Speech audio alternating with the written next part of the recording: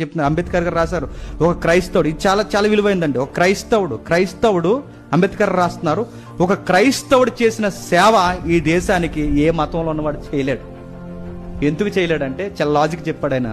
ఎందుకు చేయలేడంటే ఇక్కడున్న మతాలు కానీ ఇక్కడున్న ధర్మాలు కానీ వారి మతం వాళ్ళకి ఏం చెప్తుందంటే వాళ్ళ కుల కొట్టుబాట్లను కాపాడుకోవడమే వాళ్ళ మతం.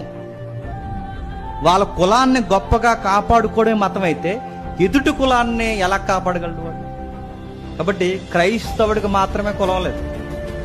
క్రైస్తవుడు ఇతరులకు ఎందుకు సేవ చేయగలడంటే ఇతను కులానికి దాటి బయటకు వస్తాడు. మిగిలిన వారు ఇంతకు సేవ చేయలేరంటే వాళ్ళ కులం దాటి వచ్చి ఇతరుల కులాన్ని వాళ్ళు రక్షిస్తే వాళ్ళ ధర్మం ప్రకారం ఏమైనట్టు?